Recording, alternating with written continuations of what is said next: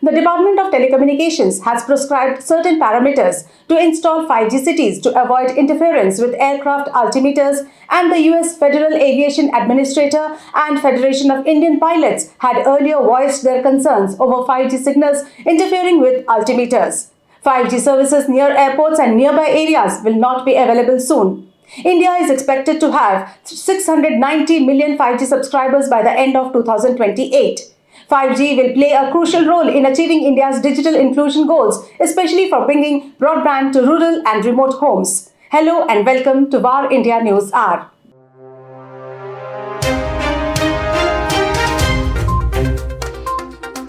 Bharti Airtel, Reliance Jio and Vodafone Idea have reportedly received a notice from the Department of Telecommunications that restricts them from setting up 5G cities near airports.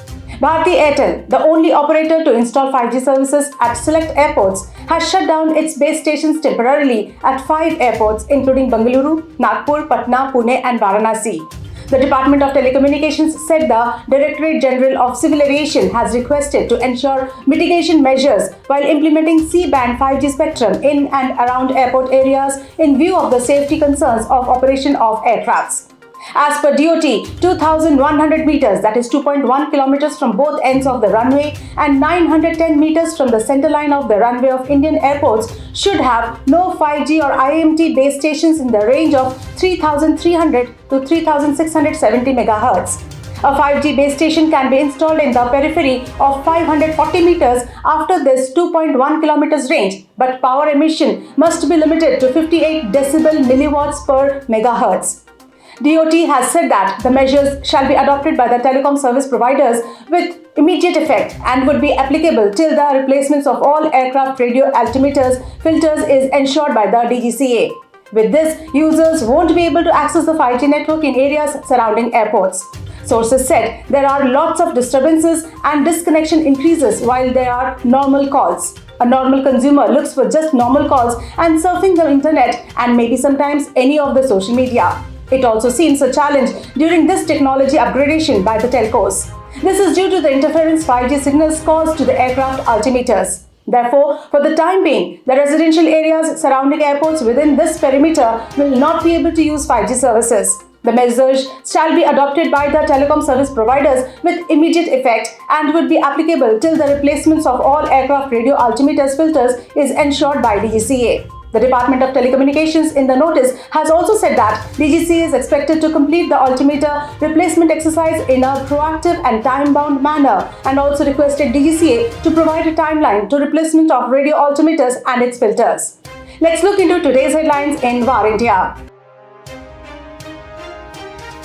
RBI officially launches first e-Rupee pilot. The Reserve Bank of India has officially launched its first digital rupee as part of a pilot that is available for purchase and trade via select banks in select cities. Also known as CBDC, the digital rupee is issued and controlled by RBI and it's the central bank that decides all the perimeters for the CBDC. The digital rupee can be used for making person-to-person and person-to-merchant transactions. The digital rupee can be converted into cash via commercial banks.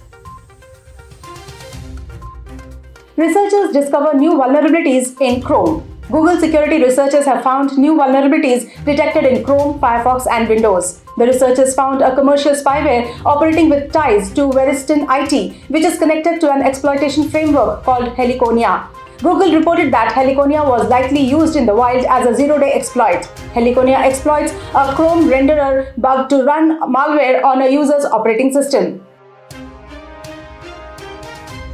Bret Taylor to step down from co-CEO position at Salesforce. Salesforce Inc. announced the farewell of Bret Taylor from co-chief executive officer role. The company said Mark Benioff would be the sole CEO. Bret Taylor had joined Salesforce in 2016 after his startup Quip was acquired by the software firm. He was given the role of co-CEO last year. He played a key role in Salesforce's $27.7 billion acquisition of Slack.